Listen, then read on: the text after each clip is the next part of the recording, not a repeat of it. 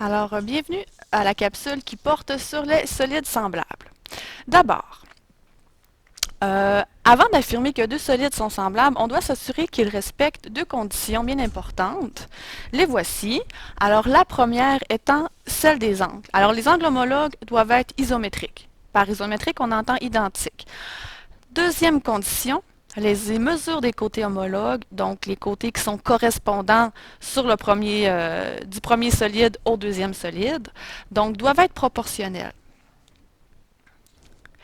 Et par proportionnel, ce qu'on entend, donc, c'est qu'ils doivent être agrandis ou rapetissés avec un même facteur. Et ça n'a pas changé non plus depuis qu'en secondaire 2, on avait travaillé l'homothétie et on devait trouver le rapport K. Alors, le rapport K, c'était justement le facteur multiplicatif par lequel soit que je réduisais ou j'agrandissais ma figure. Pour trouver le rapport K, la méthode n'a pas changé. On utilise toujours la mesure du solide image. Dans ce cas-ci, on va travailler avec des solides. Donc, du solide image sur la mesure du solide initial. Évidemment, on doit parler de la même mesure. Exemple.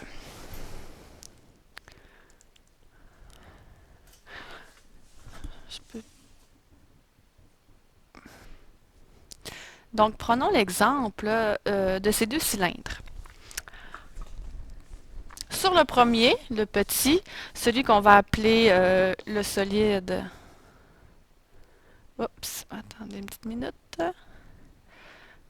Lui qu'on va appeler le solide initial.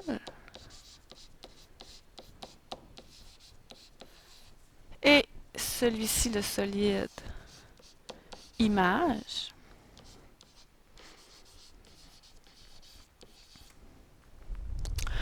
Alors, on peut voir, à première vue, évidemment, ça nous paraît très évident, que le solide initial a été grossi pour arriver au solide image. Ce qu'on voit aussi, c'est qu'on connaît la hauteur du petit, qui est 4 cm, la hauteur du gros cylindre, qui est 10. On connaît aussi le rayon du petit, qui est 1,75 cm, et le rayon du gros cylindre, on ne le connaît pas. Mais on va être capable de le trouver. Alors, pour trouver, première chose que je dois trouver, mon rapport K. Alors, je garde toujours en tête que je prends une mesure du solide image sur une mesure du solide initial. Ainsi, j'ai deux mesures. Dans le fond, j'ai la hauteur de celui-ci et j'ai la hauteur de celui-ci. Alors, c'est des hauteurs et c'est des côtés qui sont homologues. Alors, c'est ce que je dois utiliser. Donc, 10 pour la hauteur du gros cylindre et 4 pour la hauteur du petit cylindre. Et ça va me donner 2,25. Alors, j'ai trouvé mon K. Le K qui correspond finalement au facteur multiplicateur. Donc, par quoi je dois multiplier les mesures ici pour arriver à celle du gros cylindre. Alors, mon K, 2,5, donc je dois multiplier par 2,5. Voilà. Ensuite, je dois trouver mon rayon ici. Mon inconnu, c'est mon rayon. Alors, je sais que je dois multiplier 1,5 par 2,5 pour y arriver. Alors, pour trouver le rayon, donc je devrais faire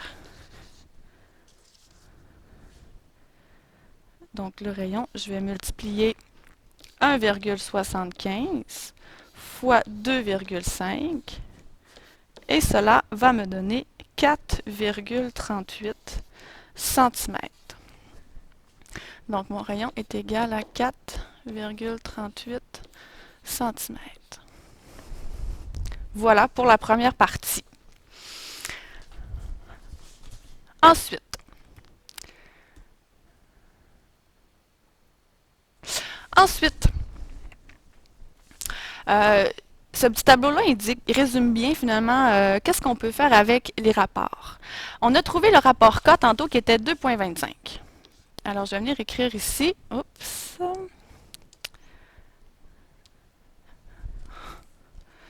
Ça. Que c'est égal à 2.5. Ça, c'est le rapport des longueurs. Donc, j'ai multiplié mes longueurs par 2.5. Et lorsqu'on parle de K, donc c'est un rapport des longueurs. Par longueur, là, on peut inclure là-dedans tout ce qui se mesure avec une règle. Donc, ça peut être une hauteur, une mesure d'un côté, tout simplement. Ça peut être le diamètre d'un cercle, ça peut être le rayon d'un cercle, ça peut être l'apothème.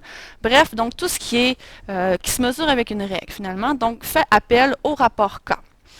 Maintenant, je peux trouver K2 aussi. Le K2, ça, c'est le rapport des aires. Donc, ça va faire appel aux mesures avec des unités carrées. Par exemple, ici, tout ce que j'ai à faire, c'est de mettre mon 2,5 au carré pour trouver mon K au carré. Et ça me donne 6,25. Ça, là, ce qu'il faut bien comprendre, c'est que, et là, j'ai repris l'exemple des cylindres, ce qui veut dire que le gros cylindre a un aire, donc une surface 6,25 fois plus grosse que le premier petit cylindre, que mon cylindre initial. Maintenant, si je veux trouver K3, tout ce que j'ai à faire, c'est de mettre 2,5 au cube. Et ça va me donner 11,39. Alors, encore une fois, il faut comprendre que le gros cylindre a un volume 11,39 fois plus gros que le petit cylindre de départ. Alors, avec ces rapports-là, on peut résoudre beaucoup de problèmes. Exemple.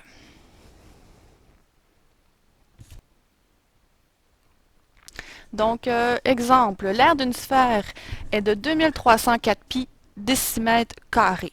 On triple la mesure de son diamètre. Détermine l'aire de la sphère transformée. Alors, première sphère et deuxième sphère.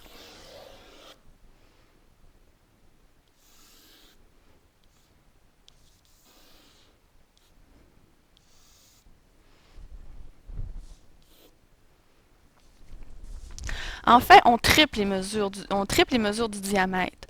Donc, c'est assez simple. Le diamètre, il faut se rappeler, fait référence au rapport K. Alors, si on triple le diamètre, c'est qu'on fait x3 aux mesures ici. Alors, notre rapport K est déjà trouvé. Il s'agit de 3. Et là, on sait que l'aire de la première est de 2304 pi. Alors, si je veux connaître l'aire de ma deuxième sphère, de ma sphère image, je dois connaître le rapport K2, parce que K2 fait référence à l'aire, à la surface. Donc, K2 est simple à trouver. Je n'ai qu'à faire fois 3 exposant 2, ce qui me donne 9. Alors ici, je dois comprendre que si je triple le diamètre, donc si je triple ça ici, de ma sphère, ce que ça occasionne, c'est que ça va rendre l'aire de ma deuxième sphère 9 fois plus grande que l'aire de la petite sphère. Donc, c'est à ça que servent les rapports K, K2, K3, K3 pour le volume.